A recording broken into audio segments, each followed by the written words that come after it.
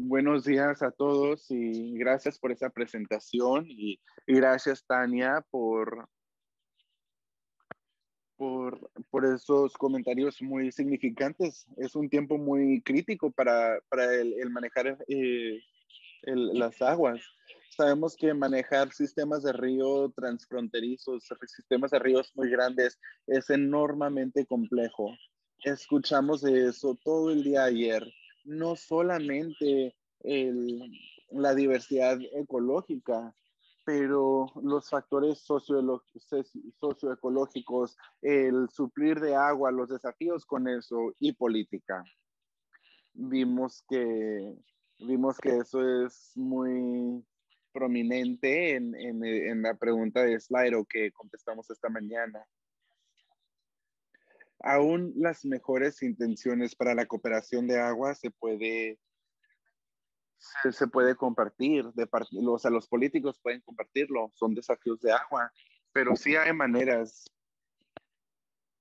en las que los países pueden trabajar juntos para manejar esos sistemas de ríos transfronterizos, para crear un marco de toma de decisiones que permitirá avanzar esas decisiones operacionales un poco más para que se puedan tomar las decisiones. Y tenemos un ejemplo genial de cómo manejar ríos, los sistemas de ríos transfronterizos entre México y Estados Unidos. Cómo se designa el agua entre los dos países. Eso es algo que se gobierna por un tratado del 1944.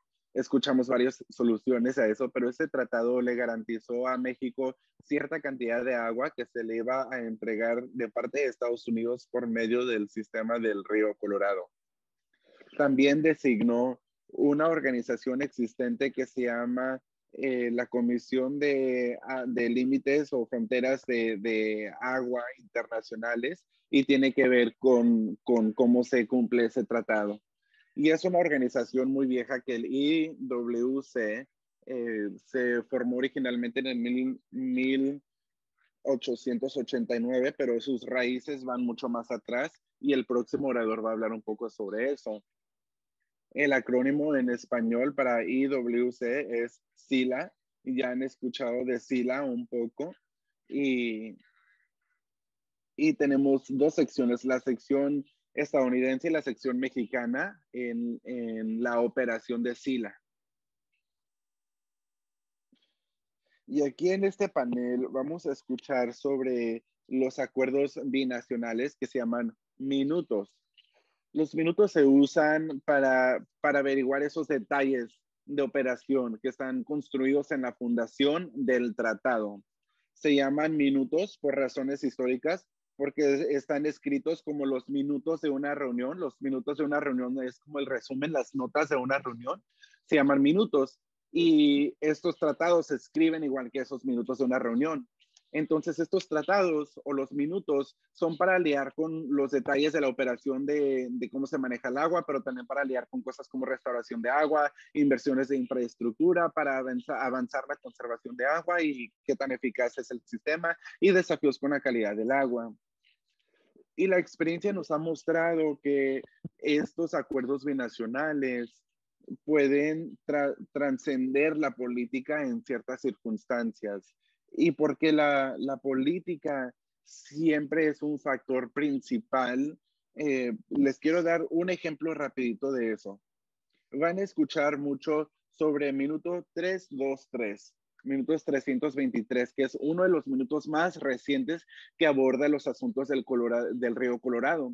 Y los oradores de hoy les van a platicar más sobre eso, pero quiero llamarles la atención a un hecho, y es cuando se ejecutó.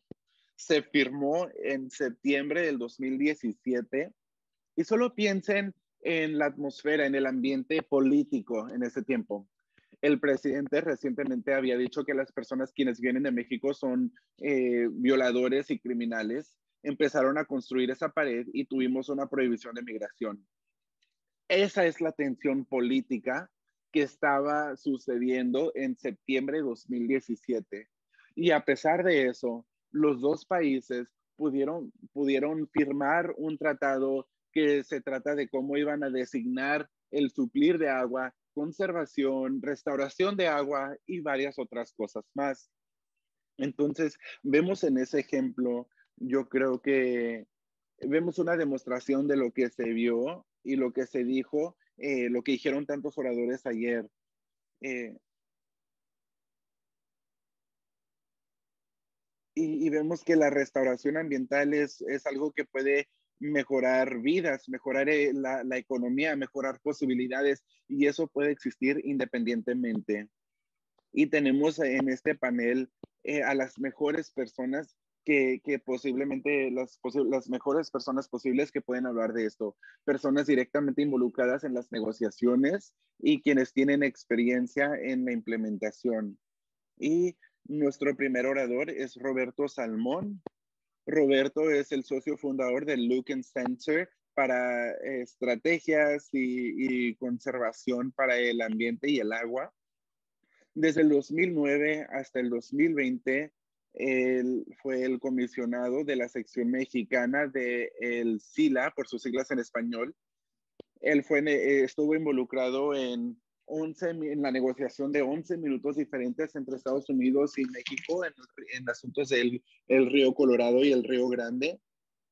Es un escolar, una persona con pensamientos profundos, un amigo, y no hay nadie mejor que Roberto para darnos un resumen de este ejemplo genial de cómo manejar esto binacional transfronterizamente. Roberto.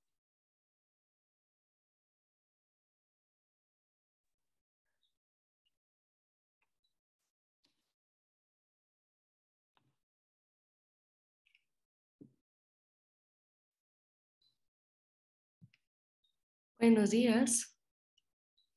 Buenos días a todos y gracias, Anne, por esa presentación.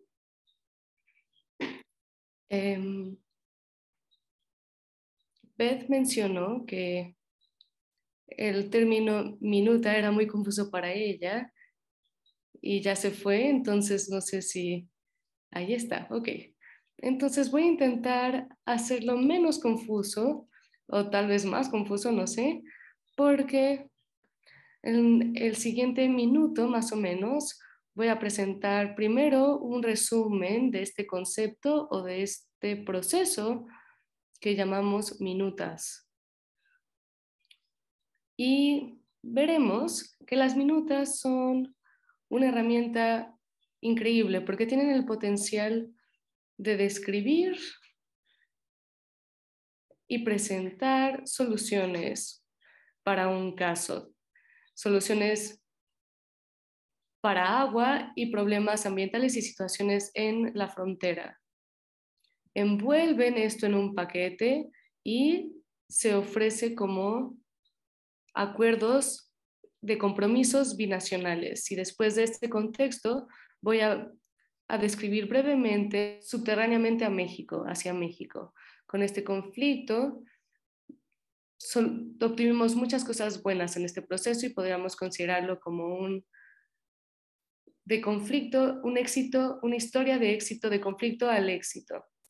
No voy a entrar en los detalles de esta historia, que es una historia muy buena para contar, pero desde entonces, con base en la confianza mutua, y escuché que Amy Whitrow mencionó este concepto, y la voluntad de negociar con los acuerdos nacionales, esta relación se hizo más fuerte y este proceso produjo en este periodo de 15 años 5 minutos.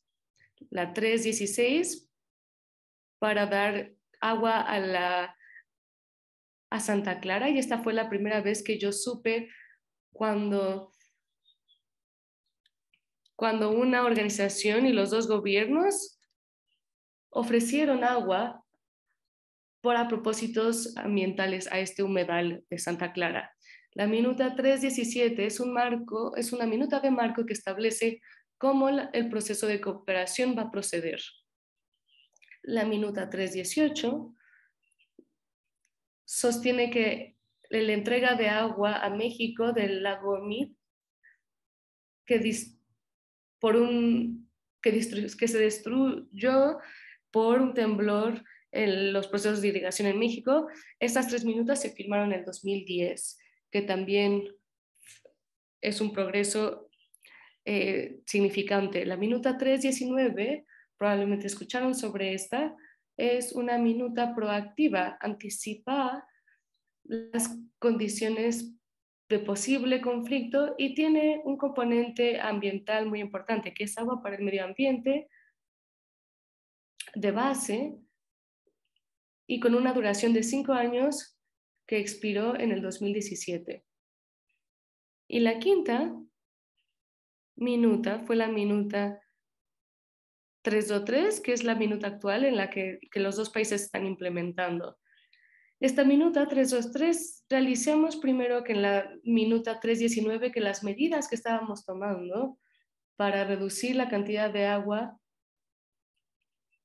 dadas ciertas condiciones en el lago Mead, no fueron o no iban a ser suficientes para sostener la cuenca. Entonces tuvimos estas decisiones difíciles que tomar e implementamos un plan de contingencia que incluyó que México hizo reducción del agua de manera voluntaria. Entonces esto construye con base en otras minutas y expira en el 2026.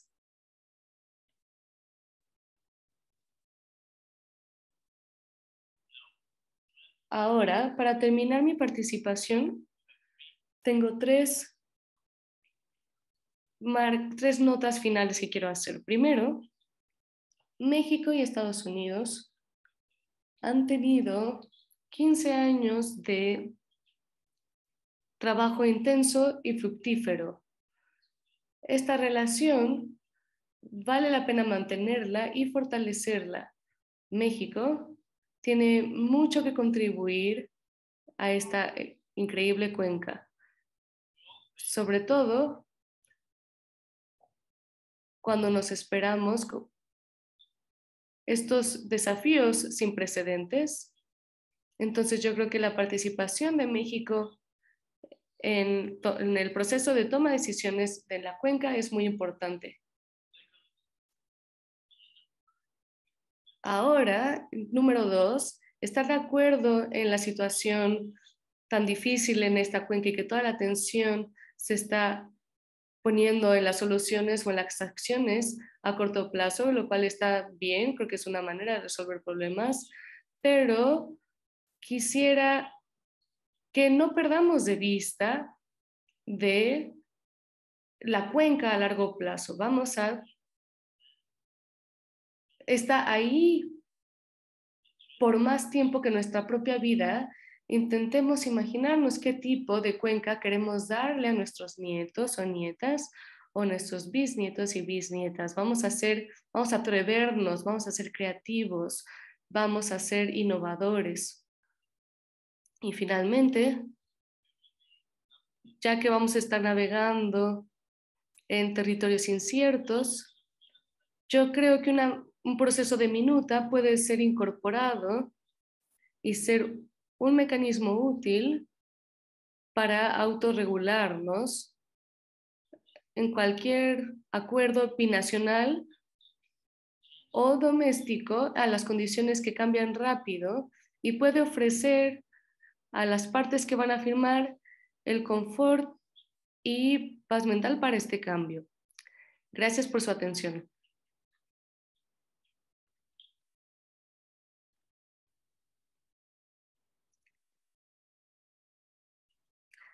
Gracias, y ahora voy a invitar a nuestra siguiente participante para que suba.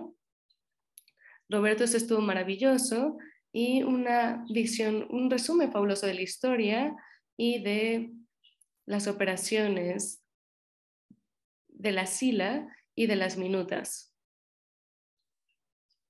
Ahora voy a presentar a nuestros siguientes participantes y tendremos tiempo para preguntas para todos los miembros del panel.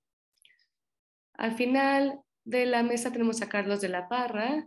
Carlos ha dedicado toda su carrera a mejorar el ambiente y a la administración del agua.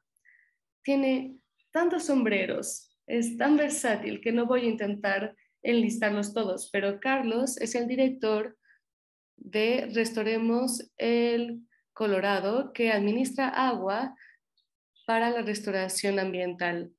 Él es profesor de estudios urbanos y medioambientales en el Colegio de la Frontera en Tijuana y es miembro de la Minuta 323 del grupo de monitoreo y vamos a escuchar más de esto. Y está en la junta directiva del Banco de Desarrollo Norteamericano. Del lado de Carlos está Jennifer Pitt. Jennifer, el nombre de Jennifer es sinónimo con el río, la restauración del delta del río Colorado y ha estado trabajando para mejorar el delta y el medio ambiente alrededor por más de 20 años. Ella es la directora del programa de Audubon Society y ella lidera la colaboración México-Estados Unidos sobre la administración del río Colorado y la implementación de la Minuta 323 como la codirectora de Estados Unidos del grupo de trabajo estadounidense. Entonces tenemos muy buenas personas para que hablen sobre cómo se crearon las minutas y cómo están siendo implementadas. ¿Quién va primero? Ok, yo iré primero. Muy bien, no estábamos muy seguros anoche sobre quién participaría primero, pero bueno, antes que nada, gracias al Centro Salazar por incluirnos y gracias a Roberto por realmente inspirar con estas notas. No podría estar más de acuerdo que el proceso de las minutas ha mostrado flexibilidad para la administración del Río Colorado y yo estuve en un simposio hace un par de semanas en el Río Colorado, en Santa Fe, y hubo presentaciones por profesionales más jóvenes que hicieron algunas sugerencias sobre las mejoras, principalmente para el proceso doméstico en la administración del Río Colorado, y una de sus propuestas era básicamente tener un análisis bianual porque los cambios son tan veloces y creo que muchas personas están pensando en esta idea de necesitar revisar frecuentemente cómo estamos administrándonos porque estamos viviendo en unos momentos muy dinámicos en el río. Yo quería realmente enfocar mis notas para regresar a cómo era la vida antes de tener esta serie tan increíble de minutas en el río de Colorado. Y a mí se me contrató por un grupo internacional a finales de los 90 con la tarea de hacer algo sobre el delta del río Colorado y no sabíamos cuál iba a ser el camino en ese momento. No es como un manual de cómo hacer esto y en ese momento la perspectiva fue realmente que había un libro que estuvo escrito en los 80s que hablaba sobre el río Colorado específicamente y realmente mostrando que este río no estaba fluyendo al mar de manera regular y no lo había hecho por muchos años, desde los 60s, cuando empezó a fallar la presa del Dam Canyon y este ya no estaba funcionando para el lago Powell tampoco. En ese contexto, los ecosistemas del delta empezaron a desaparecer y este ecosistema era 1,5 millones de humedales, de hectáreas de humedales y encontrando su camino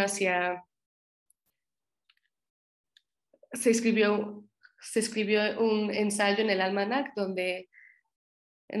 donde se describía que la vida salvaje se cayó y disminuyó para darles como un sentido muy visceral de la productividad saliendo de este sistema, que era donde donde se unían el agua dulce y el agua salada, y esto desapareció casi completamente, todas estas yardas de humedales, y no se sabía cómo atender esto. Hubo intentos a principios de los 2000 sobre la litigación. Hubo un caso donde las cortes encontraron que el tratado o que la ley vinculante no aplica en todo el límite. Hubo una campaña que se inició por un grupo que se llama Ríos Vivos, que estaban intentando que los alcaldes del Colorado Bajo, del río Colorado Bajo, dijeran que conservarían el agua en sus comunidades y que esa agua tendría que estar disponible para el Delta, y mientras que pudieron ocupar mucha conciencia y recolectar firmas, no hay una manera legal de que se cruce esa agua en el límite. También hubo intentos de que cuando se estaban creando reglas en Estados Unidos, cuando Estados Unidos tenía más criterios, eso era lo que estábamos haciendo a principios de los 2000, estábamos decidiendo cómo íbamos a ofrecer mayor producción, y la comunidad de la conservación sugirió que si hubiera estos aumentos, la primera prioridad tendría que ser agua para el delta del río Colorado, y eso se determinó como innecesario. Entonces nada de eso funcionó, ya no tuvimos ningún apoyo con esos mecanismos, y este fue un grupo binacional de organizaciones sin fines de lucro, perdón, organizaciones no estatales que estaban pensando en esto como grupo, y decíamos que necesitamos un acercamiento diferente, y es cuando notamos que la única manera de lograrlo era con la cooperación binacional a nivel federal, y eso es difícil porque hablamos de Washington, D.C. y la Ciudad de México, y ninguno de esos dos lugares están cerca del río. Entonces, nosotros tuvimos que lidiar con el hecho de que mientras que la Tierra estaba en México, y gracias por ofrecernos aquí el mapa para ubicarnos en este espacio, porque estamos viendo esta parte de Estados Unidos y esta parte de México, y no estamos muy cerca de ninguna de las dos capitales de los dos países. Entonces tuvimos que entender el hecho de que el delta, la tierra que había sido decimada por la falta de flujo, está en México, pero Estados Unidos tenía todo el control. México tiene una sola presa de diversión y no tiene almacenamiento. Entonces todo el control viene efectivamente del lago Mead y de las presas reguladoras entre Mead y la frontera. Entonces, rápidamente, y no sé si estoy tomando ya mucho tiempo, ok, entonces sí, rápidamente, como que en general, la manera en la que, cómo podemos hacer progreso, definimos, o un grupo de organizaciones decidió que teníamos que definir el problema y las soluciones de maneras en las que las personas nos pueden escuchar, y que no, o que pensamos que ahorita las personas están escuchando, que se deshagan las presas, y no estamos hablando de eso, estamos hablando de la restauración de los ecosistemas, estamos hablando de un lugar que queremos restablecer de una manera modesta, de una manera en la que pensamos que las dos naciones pueden ocupar para poder hacer conservación y poder trabajar con especies en particular enfocadas con necesidades y con lugares de necesidades de agua. Tenemos usuarios, tenemos administradores de agua de los dos países para asistir en ese proceso y ver ese proceso, para que entendieran la legitimidad de nuestro acercamiento científico. También tenemos una serie de reuniones como organizaciones no gubernamentales que traen líderes actuales y previos para que empiecen a hablar, y estoy hablando del 2007 que empezamos este proceso. Entonces, tuvimos algunas de esas primeras reuniones binacionales para hablar sobre nuevas ideas del río Colorado. En tercer lugar, mis colegas en el Soren Institute tuvieron la inspiración creativa, sin ningún acuerdo todavía o disponibilidad del agua, para restablecer el hábitat para enseñarles en qué nos interesaba, de qué estábamos hablando. Y después yo diría que como al empezar esas reuniones, Estados Unidos y México, en parte por el conflicto del canal y en parte por el diálogo que habíamos empezado, hicieron algunos anuncios a nivel federal y también con el proceso de las discusiones que empezarán a incluyendo las organizaciones no gubernamentales, y esto fue bajo la administración de Bush, y usaron la palabra holística y dijeron que las organizaciones no gubernamentales estarían en la mesa de discusión y podemos pensar más en ese proceso de negociación, pero quiero decir que una de las claves fue que todos pudimos ver lugares juntos, pero también nos pudimos sentar juntos en un camión por días, estos tours y esas relaciones, como escucharon, es cuando estas relaciones se vuelven tan cruciales. Aquí voy a parar. Gracias.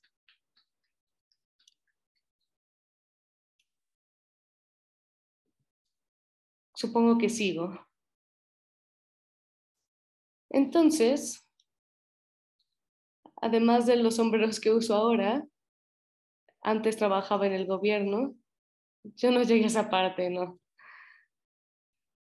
Y en ese entonces yo realmente pensaba que se podían ver las cosas desde arriba y entender el proceso. Y tuve que irme del gobierno y regresar a la región y empezar a hablar con Jennifer Pitt y el resto del grupo para en realidad empezar a entender cómo ver las cosas desde la sociedad civil.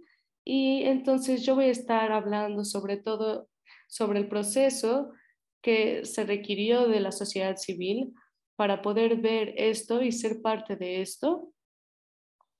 Voy a decir que de la minuta 3:19 y su éxito, creo que hay una paradoja aquí, porque a lo largo de más de un siglo, como dijo Roberto Salmón, ha sido un proceso de dos tipos. Las minutas siempre han tenido la formalidad de dos gobiernos estando de acuerdo y por supuesto este es un tratado internacional que en México y supongo que también en Estados Unidos es superior a las leyes regulares o cómo se llaman, a los estatutos, sí, así se llaman, sí, estatutos. Entonces, en la minuta 3:19, ¿por qué la minuta 3:19 empezaría a cambiar lo que había estado sucediendo a lo largo de décadas? Y yo creo que hay por lo menos cuatro cosas que noté rápidamente. Primero hubo una crisis, y me estoy hablando de una crisis de dos naturalezas, una la crisis ambiental y también una diplomática, y me refiero a que estar en el gobierno pude ver que México presentaba una objeción al canal estadounidense y tener un secretario viajar a Estados Unidos, a Washington, D.C. y hablar como por 15 minutos sobre por qué no debería de ser limitado y que Estados Unidos dijera, ok, podemos seguir al siguiente tema, por favor. Y eso significó que se rompió el discurso diplomático, porque el canal siempre se va a mantener como el asunto que nunca se resolvió entre ambos países. Hubo demandas con el gobierno federal y eso evitó que el Departamento de Interior entrara en un diálogo con México y entonces esa crisis junto con la crisis ambiental realmente fue el fondo y creo que Roberto aludió al hecho de que eso pudo haber sido de las crisis, solución y conflicto a la cooperación, me parece que lo llamó. Y el segundo asunto es que confrontó el hecho de que no es sostenible, no tiene facturas no sostenibles, que quiere decir que no se puede guardar. Dice en México, aquí está el agua, úsenlo o piérdanlo. ¿Qué eficaz es eso? O sea, si no usan toda el agua, la van a perder. ¿Eso cómo tiene sentido? También fueron enfrentados con con que la intensidad de agua se está usando en Mexicali y el canal americano es de dos agencias quienes se están juntando para entender que podrían tener maneras más eficaces para que el agua sea suficiente para ciudades y la agricultura en estados en México y en Estados Unidos, y eso no está sucediendo. Tercero, abrió el sistema y formalizó nueva gobernanza del río. No eran solamente México y Estados Unidos, eran los NGOs, las agencias, los estados, agricultura, grupos de abogacía y así y así. Eso realmente trajo a la mesa a más jugadores, más accionistas que los que realmente estaban en el diálogo. Y cuarto, creo que es muy interesante que hablaron de la capacidad de ambas sociedades en Estados Unidos y en México para mostrar la ciencia y lo ingenioso. Y hablé de los NGOs y empezamos a escuchar qué estrategias se estaban preparando. Y yo pensé, wow, esto es interesante. Y la culminación llega al minuto 3:19, como dijo, después de 5 años de negociación. Deberían de saber que el minuto 3:19 es el único acuerdo internacional de agua en la historia que se ha grabado por Aaron Wolf en la Universidad Estatal de Oregon. Dice, es el único acuerdo de agua internacional donde dos gobiernos han proveído agua para la restauración ecológica. En la edad del cambio climático, dos gobiernos nacionales nunca, aparte de esto, han estado de acuerdo a proveer agua para la restauración del agua para los ecosistemas. Empezaron la diplomacia no para borrar no voy a pronunciar esa palabra, pero no voy a honrar, pues hay que honrar la frontera, pero en vez se la están pasando, la están brincando. Tienen la capacidad de realmente comenzar a proveer consejos para las personas en gobierno, y debería de decir que hay un reconocimiento al comisionado Salmón de ese tiempo y a las personas del gobierno que realmente empezaron a escuchar y abrieron la mesa. Y no quiero terminar sin decir un par de cosas. Ante nada, hay realidades abrumantes que están sucediendo y deberíamos de investigar eso. La comunidad de agricultura en Mexicali, como dijimos, no han tenido experiencia lidiando con la falta de agua, la escasez de agua. 3 años después del 2019, y solo ahora es que las personas de la comunidad de agricultura en Mexicali empezaron a entender que hay un río que crece y disminuye. Esta es una comunidad agricultural que religiosamente tuvo la misma cantidad de agua que siempre necesitaban, les llegaba como lo habían pedido. Entonces, ¿por qué van a desarrollar habilidades para manejar el agua? Y el segundo asunto es una palabra que aprendí gracias a un par de noches que monté el camión y estuve al lado de Jen Goody, de la Fundación Biofilia. Biofilia, ¿qué es biofilia? Es el amor apasionado por la vida y todo lo que está vivo. Y también es que México está celebrando un río que fluye en la Semana Santa.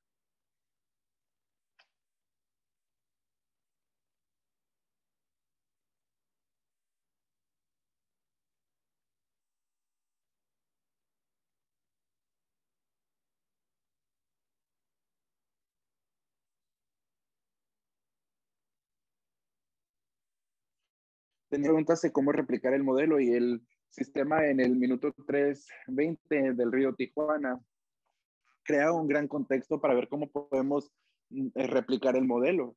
Si hay una crisis, lo han visto.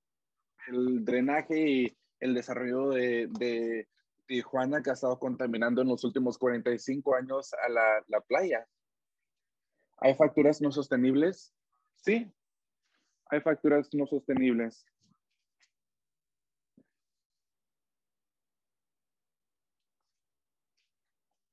Hay un drenaje de un canal a la reserva y eso no es una muy buena idea.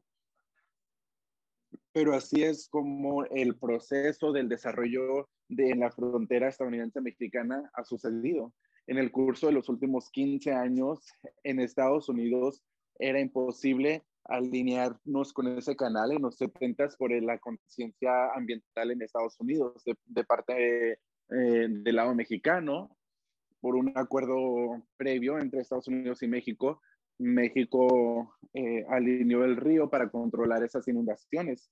Ahora tenemos un canal de drenaje, una reserva que no es una muy buena idea. Y la causa principal la está, pues no la vemos por el drenaje, pero hemos destruido un ecosistema y ahora tenemos una unidad hidráulica muy eficaz que deja agua, ahí. ¿Qué es la nueva gobernanza? Que todos queremos un río. No creo que haya un ciudadano en Tijuana que quiere un drenaje. Todos queremos un río. Así que la ciencia, dijimos, hay que empezar a pensar en el futuro del río Tijuana también. Una pregunta le preguntó a la señorita Trujillo. La Comisión de Agua es un socio y la necesidad de tener más verde en Tijuana y en la conservación. Quizá pueden tener programas como UNAP o adaptación de los ecosistemas para que sea una realidad el hecho de que esto también es un río y también es un río binacional y todos quieren uno. Así que realmente espero que podamos tener ese modelo del minuto 3:19 y 3:23 para comenzar adaptaciones basadas en la comunidad, en el río Tijuana también. Lo dejo ahí. Genial, muchas gracias. Ok, tenemos tiempo para algunas preguntas y hay una muy popular que está llegando por Slido y hay preocupaciones de el post-flow y Pete nos mostró imágenes maravillosas ayer de el post-flow que sucedió en el 2014, que fue después de el minuto 3:19, donde una cantidad de agua se soltó de las presas estadounidenses para replicar el agua en la temporada de inundación en el río Colorado, y la idea era volver a conectar el río con el océano de nuevo, con el mar. Y la pregunta que tenemos es, ¿hay planes de tener más pulsos del río para que estén conectados con el océano? Y si no, vamos a perder lo que hemos ganado ecológicamente. Jennifer, ¿quiere comenzar? Claro, buena pregunta. Y en lo que estábamos pensando en cómo planear el fluir ecológico para el 2014, recibimos muy buenos consejos de el doctor Jack Schmidt, que en ese entonces era el director de el Centro de Monitoreo e Investigaciones. Es el centro de investigaciones de ríos más grande que tiene el gobierno en Estados Unidos. Y él dijo, ¿sabes?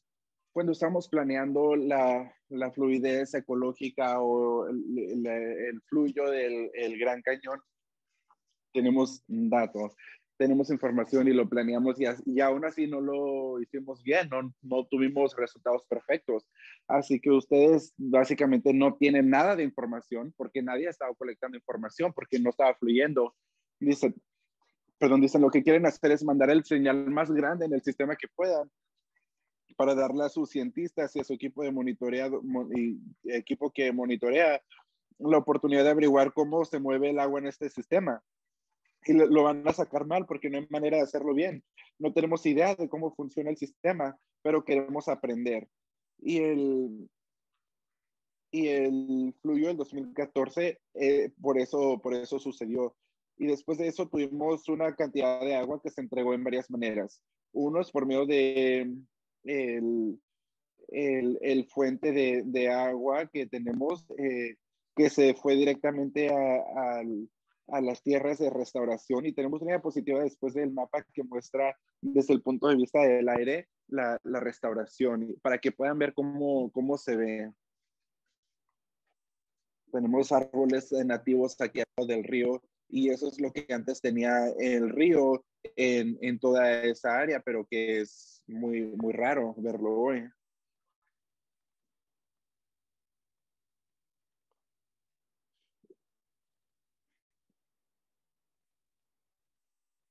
Y también vemos cómo fluye el agua entre Estados Unidos y en México, y en el 2021 y en el 2022 hemos tenido la entrega de agua en el canal.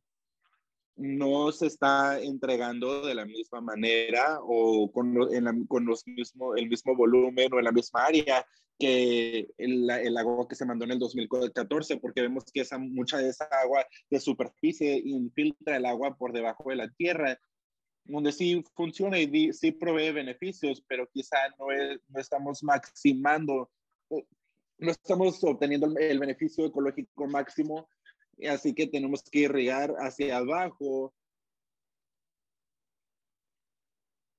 en donde hay menos agua por debajo de la tierra, donde está muy más seco y no hay agua en la superficie, a donde hay más agua por irrigación cercana, y esa agua en la tierra intersecta con el canal. Y cuando añadimos agua al canal, entonces es superficie, se queda como agua de superficie y sí fluye. Eso pasó en el 2021 y 2022, y hemos usado 50% de la cantidad que tenemos disponible federalmente por medio del minuto 323, y tenemos minutos 234 y 235 para dar el 50% de esa agua. Así que vendrá más. ¿Alguien quiere añadir? Muy bien. Y hay una pregunta que yo creo que sería de interés para todas las personas en este cuarto, y eso es, podría, y Amy habló de esto un poco. ¿Podrían hablar sobre los ingredientes de éxito que han permitido estos acuerdos nacionales en el sistema del río Colorado? Pero lo podemos contrastar con las dificultades en el Río Grande, y es gobernado por el mismo tratado con previsiones muy diferentes en cada sistema de agua.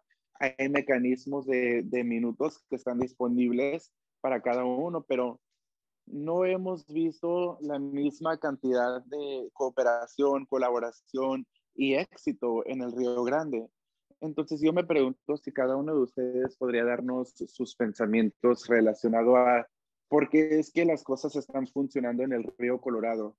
¿Qué podemos aprender de eso que nos ayudaría en otros sistemas de río, de sistemas transfronterizos? ¿Sí? ¿Quiere comenzar usted? Sí, como mencionó, es una situación completamente diferente en México y Estados Unidos relacionado al río Bravo.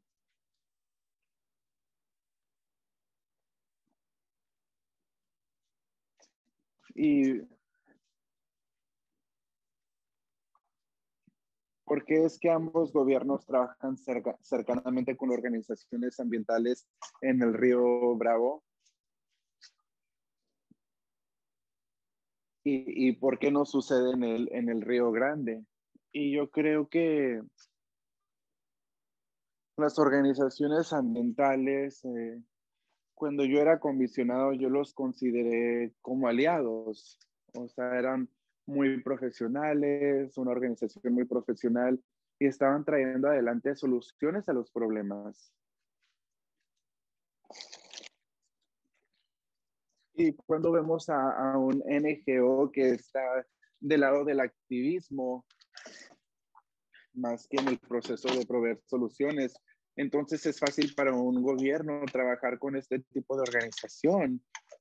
Y eso no sucedió en el Río Grande en los 11 años que fui comisionado. No teníamos ningún NGO o NGO profesional que yo supiera, de los que yo supiera.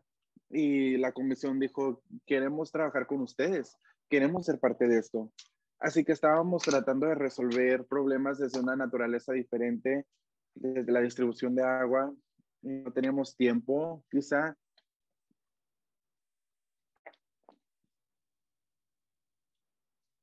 y no teníamos tiempo para buscar ese tipo de organizaciones ambientales con las que podíamos trabajar o invitarlas a que trabajaran con nosotros. Yo creo que en el futuro eso puede cambiar, porque yo veo más interés en desarrollar la confianza entre ambos gobiernos, los estados y NGOs para, para producir estos 5 minutos y para producir este ambiente de cooperación.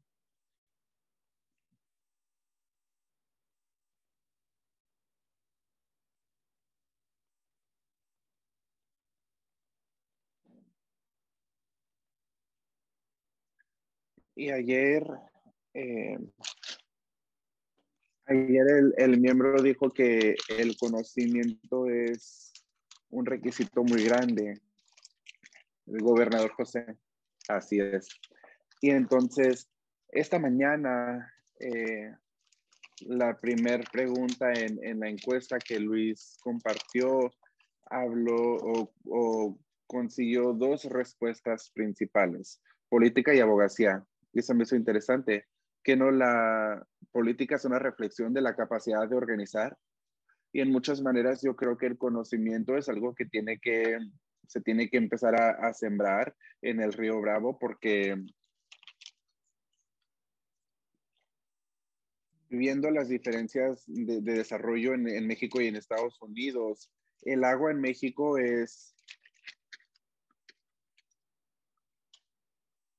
propiedad nacional, lo maneja el gobierno federal y maneja el gobierno federal en todo el país. Y claro que eso crea menos peso para los ciudadanos que en México que en Estados Unidos. Eso también crea un punto de vista de depender, ¿verdad? Los ciudadanos quienes dependen en que el gobierno les provea agua. Y eso es algo que probablemente se aplica más en el Río Grande y en el Río Bravo que en el Río Colorado, porque el Río Colorado fluye de Estados Unidos a México y ya hay mucho ahí, no solo sistemas y leyes y esto y agua, pero cultura que se describe en esto. Y en México sucede lo mismo, pero yo creo que hasta el punto donde la escasez de agua es más y más realidad, sí tendremos necesidad de tener más conocimiento y capacidad de organizarnos y, y las NGOs y la sociedad tiene que estimular eso porque eso de hecho va a traer pues va a traer nuevas maneras de ver cómo las medidas en el Río Bravo pueden beneficiarnos a todos. Y tenemos tres en la frontera que nos dicen, tenemos tres cuencas o líneas de división, ¿verdad? En la frontera y no es la zona fronteriza, es el corazón de las tierras. El escolar Robert, creo que él fue el que dijo que es el señor Norteamérica, que la frontera estadounidense mexicana es el conjunto internacional. Robert estaba en Washington, D.C., en la universidad, pero bueno, esos son mis pensamientos. Gracias. Y Jennifer, ¿por qué no terminó usted? Claro, es solo, pues ya han dado muy buenas respuestas, solo un par de cosas para añadir. Y más, se trata más de lo que ha sido clave en el río Colorado. Y una cosa es la historia del lado de Estados Unidos. Vemos la colaboración doméstica entre los estados que realmente ha crecido en los últimos años y esperamos que continúe porque lo necesitamos más que nunca ahorita. Y necesitamos entendimiento claro durante las administraciones hemos visto que no podemos traer a México a la mesa como el octavo estado. Somos una nación con su propia gobernanza y tiene una posición diferente en la mesa, pero necesitan esa posición en la mesa y eso no siempre ha sucedido. Así que necesitamos rectificar o corregir esa relación. Y otra pieza que ha sido y continuará siendo esencial es la disponibilidad de fondos. En parte de lo que ha hecho que los minutos funcionen es la disponibilidad de dólares de Estados Unidos para ayudar a México a empezar a modernizar la irrigación y su infraestructura en el distrito de irrigación en Mexicali, anticipando que, como dijo Carlos, el río Colorado no será una manera para conseguir esa agua en el futuro, aunque en el pasado sí lo fue. Y quiero decir que la cantidad de fondos disponibles de parte de la ley de infraestructura y la ley de reducción de inflación, hay billones de dólares disponibles ahorita para el río Colorado. Y yo creo que usar esos fondos para ayudar a México eh, en sus esfuerzos para usar más agua, cuando los NGOs como socios ayuden a implementar asociaciones con granjeros, con las personas donde les podamos enseñar que ya aprendimos y tenemos un programa piloto de cómo usar menos agua, eso lo hará posible continuar no solamente teniendo una relación fuerte entre México y Estados Unidos de una manera pasiva, no una guerra cuando falte agua, sino una manera de pasiva, pero también crear un espacio político, el espacio político que necesitamos para que el ambiente siga siendo uno de los beneficios que sale de esa relación. Genial. Hemos escuchado relaciones repetitivamente, construir confianza, construir o desarrollar ese conocimiento, fondos, traer soluciones a la mesa. Creo que hemos escuchado de este panel muchas lecciones que han aprendido que podemos llevarnos con nosotros a nuestra base de ríos y problemas transfronterizos en muchas capacidades diferentes. Entonces, se unen conmigo gracias a nuestro panel por su sabiduría.